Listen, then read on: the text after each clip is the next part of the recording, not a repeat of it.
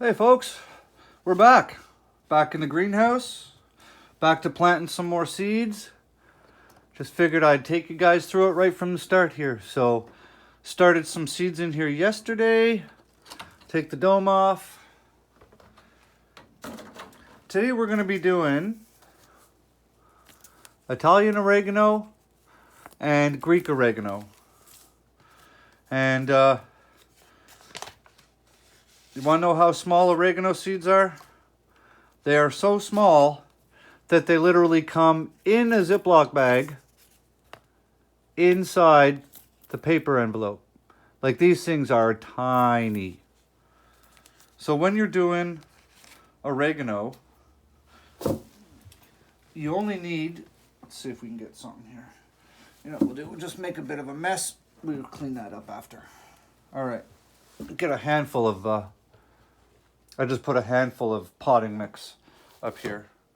When you're doing oregano, these seeds are crazy tiny. Okay, so what you're essentially all you're gonna do, get your little things all sorted out here.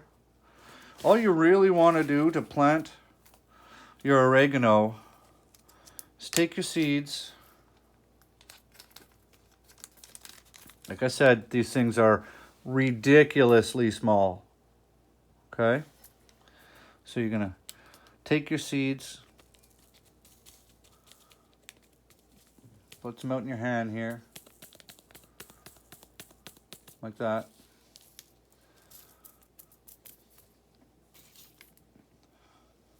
And you're just really just gonna sprinkle them on to your potting mix.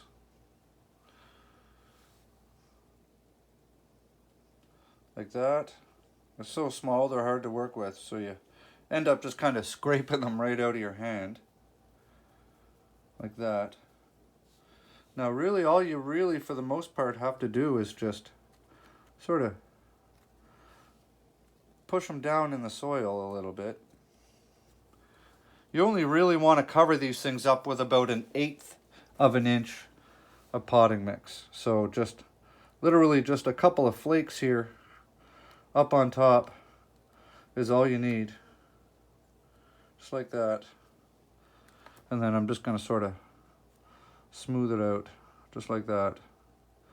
And when I water this down, it's just going to cover the seeds up just enough so they're just basically sort of covered. So that's the Italian oregano. Close this up. So I need to tell you guys something pretty serious though about oregano. When you decide you're going to grow some, you pretty much, you generally have your two options, right? You're going to put it in the ground, or you're going to put it in a pot or a bucket or a planter or something along those lines. When I was at my last house, before I moved out to the homestead, I had raised beds in there. And I'd been growing in those raised beds for years, and I made my own biochar and compost tea and all the rest of that sort of stuff. And I thought to myself that I was going to grow some Greek oregano in those beds. So we just planted the Italian oregano. Take our little label here. Stuff that sucker in. And so I figured I was going to grow some oregano in my raised beds. If you guys think mint is invasive and you've never grown oregano, oregano is way more invasive than mint is. My beds were 5 feet long, 5 feet wide and 10 feet long.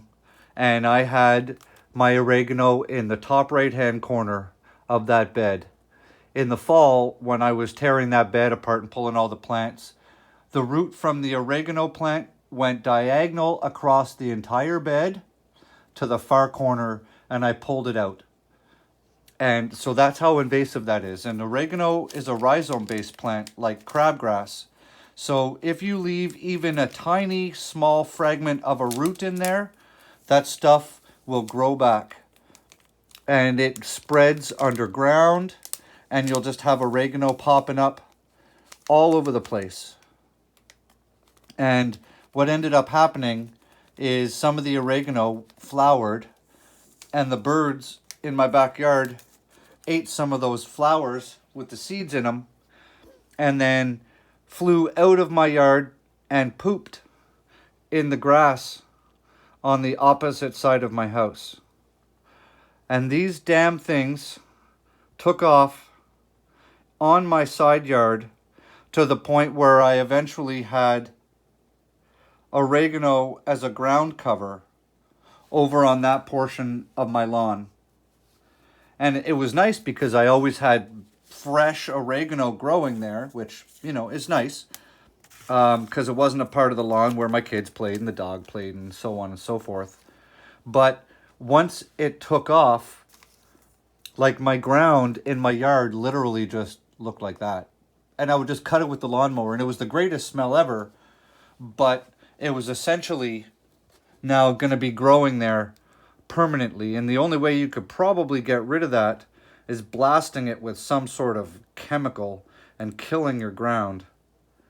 And that just wasn't worth it for me. So I just kind of I didn't let it grow, but it was what it was by that point. So keep that in mind. If you are going to grow oregano in your garden, be aware that it will be there forever. You'll never get rid of it.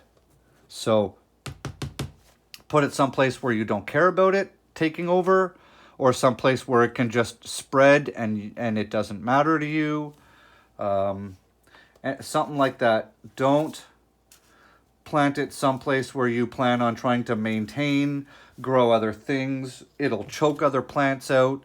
It'll start growing up in your other plants. I had this stuff growing up the center of my garlic chives and up into my parsley.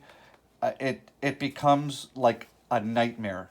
So don't do that, okay? I want to show you guys something else. See how I water my seedlings?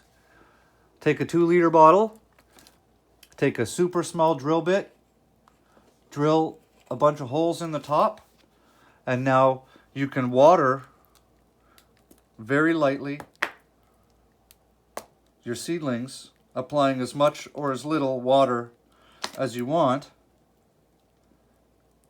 without flooding it as if you're using a watering can. Easy, free, fantastic. You saw that, and you can control right where you're putting your water.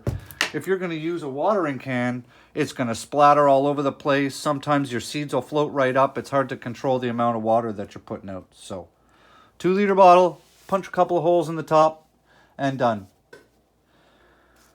All right, next is, I'm not sure what we're going to do next. All right, well, I'm going to go hit up my seed bag and figure out what we're going to plant in this row. So you guys have a great day. Just wanted to give you a little primer on planting oregano and what it's like and how small the seeds are, and then the warning on that. So you guys have a fantastic day. Grow good food. Get your gardens rocking. It's that time of year. Make sure you're using potting mix to start your seedlings. Moisten it a little bit ahead of time. Don't use a lot of the other bagged garden soil because it'll clump over and it'll get hard and it'll cake on the top, and your seedlings are going to have a hard time punching through it. So start with potting mix, which has lots of vermiculite in it, and it's super light and fluffy. And then once you get your seedlings growing, then you can transplant them into some better soil. All right? Because this is all they need to get going. Okay, guys. Have a good one. See ya.